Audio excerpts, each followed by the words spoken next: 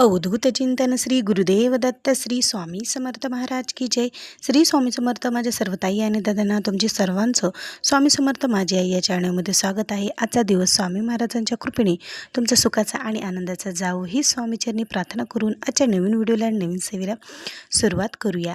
तर बघा, आज आपण या व्हिडिओमध्ये पाहणार आहोत की स्वतःचे घर होण्यासाठी स्वामी महाराजांची जी दिंडोरी प्रणीत केंद्रात सांगितलेली सेवा कोणती व कशी करायची, त्याचबरोबर त्याचे अटी काय, नियम काय, सर्व काही या व्हिडिओमार्फत पाहणार आहोत.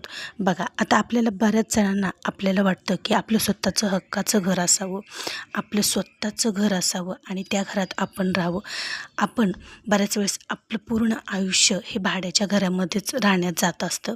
मग कधीतरी असा विचार येतो की स्वतःचं हक्काचं घर असावं, आपण त्याच्यामध्ये राहायला जावं, अशी इच्छा मनामध्ये असते. मग त्याच्यासाठी तुम्ही आवर्जून ही सेवा करा. बघा ताईंनो, नक्कीच तुमचं स्वतःचं हक्काचं घर हे होणार म्हणजे होणारच. आता त्याचबरोबर बघा, कष्ट तर तितकंच करावं लागतं, कष्टाला पर्याय नाही.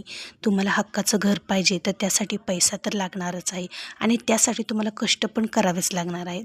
पण त्याचबरोबर कष्टाला जर देवाची साथ असेल तर नक्कीच तुम्हाला ते जे काही तुमच्या मनामध्ये जी गोष्ट आहे तर ती नक्कीच पूर्ण होणार. त्यासाठी तुम्हाला या सेवा आवर्जून करायचा आहे. बघा, आता तुम्ही कष्टही करा, कारण कष्ट केल्याशिवाय पैसा हा येत नाही. पण त्याचबरोबर देवाची साथ जर तुमच्यासोबत असेल, स्वामी महाराजांची साथ जर तुमच्यासोबत असेल तर नक्कीच या गोष्टी तुमच्यासोबत घडणार म्हणजे घडणार. काही वेळेस काय होतं, पैसा भरपूर असतो, सगळं काही असतं, पण मनाजोगं काहीच होत नाही. भरपूर सारे अडथळे निर्माण होत असतात.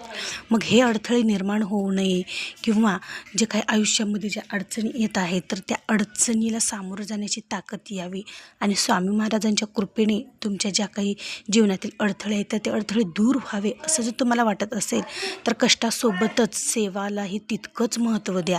त्याच्यामुळे आवर्जून जर तुम्ही प्रयत्न करत आहात स्वतःचं हक्काचं घर व्हावं किंवा तुम्ही कुठेतरी प्लॉट बुक केलेला आहे तर त्याच्यामध्ये जर काही अडचणी येत असतील तर त्या अडचणी दूर व्हाव्या यासाठी सुद्धा तुम्ही ह्या सेवा करू शकतात.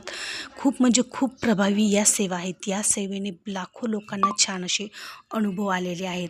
मग या सेवा तुम्ही नक्की करा. तुमच्या जीवनातील जे काही अडथळे आहेत, वाटेमध्ये जे काही संकट आहेत ते संकट दूर होऊन तुमच्या इच्छा ह्या पूर्ण होणारच होणार आणि तुमचं स्वतःचं हक्काचं घर तुम्हाला मिळणार आणि हक्काच्या घरात तुम्ही लवकरच राहायला जाणार.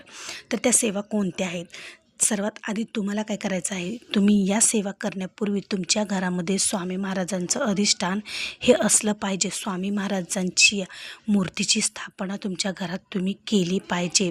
ज्यावेळेस तुम्ही स्वामी महाराजांची मूर्ती तुमच्या घरात असेल त्यावेळेस तुम्ही सेवा आवर्जून करू शकतात, कारण स्वामी महाराजांचं स्थान आपल्या घरात असणं खूप महत्त्वाचं असतं. त्याच्यामुळे आधी स्वामी महाराजांची स्थापना देवघरात करा आणि सर्वात आधी पहिल्या पायरीवर स्वामी महाराजांना स्थान द्या.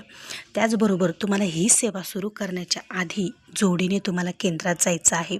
स्वामी महाराजांना खडीसाखर, फूल, नारळ, हे उदबत्ती, यथासांग दक्षिणा हे स्वामी महाराजांच्या चरणावर तुम्हाला ठेवायचं आहे. पादुकांपाशी स्वामी महाराजांच्या ठेवायचं आहे. स्वामी महाराजांना तुमच्या मनातील गोष्टी सांगायच्या आहेत की माझं स्वतःचं हक्काचं घर मला माझं होऊ द्या किंवा जे काही अडथळे मी स्वतःचं हक्काचं घर घेण्यासाठी येत आहे तर ते अडथळे दूर होऊ द्या आणि आमचं स्वप्नातील घर पूर्ण होऊ द्या, असं स्वामी महाराजांना तुम्हाला प्रार्थना करायची आहे. आणि ते नारळ, खडीसाखर, फूल स्वामी महाराजांच्या चरणावर ठेवून तुम्हाला नंतर घरी येऊन संकल्प, ज्या तुम्हाला यापैकी ज्या संकल्पयुक्त सेवा करणं होईल त्या संकल्पयुक्त तुम्हाला सेवा करायच्या आहेत. त्याआधी घरी आल्यानंतर सुद्धा तुम्हाला संकल्प सोडायचा आहे. नंतर तुम्हाला सेवा कोणत्या करायच्या आहेत?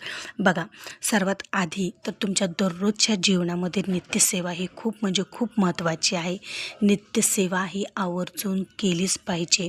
नित्यसेवेमध्ये दररोज स्वामीचरित्र सारामृताचे 3 अध्याय, 11 माळी श्री स्वामी समर्थ या मंत्राचा जप, त्याचबरोबर तारक मंत्र आणि 1 माळ गायत्री मंत्र आणि त्याचबरोबर पंचमहायज्ञ हा दररोज तुमच्याकडून झालाच पाहिजे.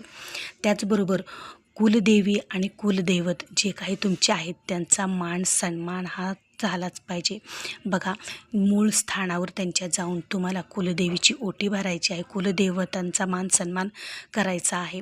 त्यांना जे काही त्यांचे बघा नैवेद्य असतो, भरीत, रोडगा, तळी उचलणे, ते सगळं काही टोपी, टॉवेल टोपी, माणसांचं जे काही सामान आहे तर ते सर्व काही तुम्हाला त्यांच्या मूळ स्थानावर घेऊन तिथे जाऊन तुमचा कुलदेवतांचा तुम्हाला मान सन्मान करून कुलाचार करायचा आहे. कारण ज्यावेळेस आपल्या कुलदेवतेचा आणि कुलदेवतांचा आपल्यासोबत आशीर्वाद असेल तर त्यावेळेस मोठमोठे अडथळ्यांना आपल्याला सामोरं जाण्याची ताकद येत असते. त्याचबरोबर वर्षातून तुम्हाला 7 गुरुचरित्र पारायण हे करायचे आहेत. मग तुम्ही महिन्याला करा किंवा 2 महिन्याला करा, वर्षातून तुम्हाला 7 गुरुचरित्र पारायण करायचे आहेत. त्याचबरोबर रात्री 12 वाजता तुम्हाला व्यंकटेश स्तोत्राचं पठण तुम्हाला करायचं आहे. त्याचबरोबर 108 स्वामी चरित्र सारामृताचं पठणही तुम्ही करू शकतात संकल्पयुक्त. खूप म्हणजे खूप प्रभावी ही सेवा आहे. 108 स्वामी चरित्र सारामृताचं पारायण तुम्हाला करायचं आहे. त्याचबरोबर यासोबत तुम्ही दुर्गा सप्तशतीचे 108 पारायण करू शकतात, मल्हारी सप्तशतीचे 108 पारायण करू शकतात किंवा वर्षातून एकदा तरी नवनाथ ग्रंथाचं पारायणसुद्धा तुम्हाला आवर्जून करायचं आहे. बघा, या ज्या सेवा आहेत तर या सेवा तुम्हाला करायच्या आहेत आणि या सेवा करताना तुम्हाला यापैकी संकल्पयुक्त सेवासुद्धा म्हणजे तुम्हाला संकल्पयुक्त सेवासुद्धा करायच्या आहेत याच्यातील. आणि नित्यसेवा ही आवर्जून दररोज तुमच्याकडून झालीच पाहिजे. ह्या सेवा बघा दिंडोरी प्रणित केंद्रातील आपल्याला गुरुमाऊलींनी दिलेल्या या सेवा आहेत आणि या सेवा खूप म्हणजे खूप प्रभावी या सेवा आहेत. खूप ताईंचे मी अनुभव ऐकलेले आहेत. या सेवेने त्यांचं स्वतःचं स्वप्नातील घर पूर्ण झालेलं आहे. या सेवेने त्यांना स्वतःचं हक्काचं घर मिळालेलं आहे. मग ताईंनो, तुम्ही ही सेवा आवर्जून करा. जर तुमच्या जीवनामध्ये असेच काही अडथळे येत असतील, तुम्हाला या अडथळ्याला सदैव व सामोरं जावं लागत असेल तर या ज्या काही मी सेवा तुम्हाला आज सांगितलेल्या आहेत तर या सेवा तुम्ही आवर्जून करा. बघा, नक्कीच तुमचं स्वतःचं हक्काचं घर हे होणार म्हणजे होणार आणि तुमच्या हातामध्ये तुमच्या स्वतःच्या घराची चावी ही लवकरात लवकर येणार. त्याचबरोबर तुम्हाला ही सेवा करत असताना मांसाहारही वर्ज्य करायचा आहे आणि मेन म्हणजे परान्न तुम्हाला खायचं नाही. बघा, ज्यावेळेस तुम्ही परान्न घ्याल तर त्यावेळेस तुम्हाला बाहेरील दोष लागत असतात. त्याच्यामुळे कोणतीही सेवा ज्यावेळेस तुम्ही करणार आहात तर त्यावेळेस तुम्हाला कडकडीत परान्न वर्ज्य करायचं आहे. परान्न तुम्हाला घ्यायचं नाही, तरच तुम्हाला त्या सेवेचं फळ लवकरात लवकर मिळू शकतं. तुम्ही जितक्या सेवा तुम्ही म्हणजे अटी नियम पाळून जितक्या तुम्ही सेवा कराल तेवढ्या लवकर तुम्हाला त्या सेवेचं फळही मिळत असतं. तर आवर्जून तुम्ही हे अटी नियम लक्षात धरून तुम्ही सेवा करा. बघा, नक्कीच तुम्हाला त्या सेवेचं फळ हे खूप मिळणार आणि अपेक्षापेक्षाही जास्त तुम्हाला मिळणार. तुम्ही थोडी अपेक्षा केली असतील तर स्वामी महाराजांच्या कृपेने तुम्हाला खूप जास्त काही भरपूर प्रमाणात स्वामी महाराज तुम्हाला देऊ शकतात. फक्त स्वामी महाराजांवर हा विश्वास अटळ पाहिजे की ही गोष्ट होणार आणि स्वामी महाराजांच्या कृपेने होणार. बघा, नक्कीच तुमच्या आयुष्यात ज्या काही तुमच्या इच्छा आहेत तर त्या इच्छा पूर्ण झाल्याशिवाय राहणार नाही. तर असा होता आजचा व्हिडिओ. आवडला असेल तर एक लाईक नक्की जरूर करा आणि कमेंटमध्ये श्री स्वामी समर्थ लिहायला विसरू नका. भेटू पुन्हाच अशा एका नवीन व्हिडिओसोबत, नवीन सेवेसोबत. तोपर्यंत माझ्या सर्व ताई आणि दादांना श्री स्वामी समर्थ.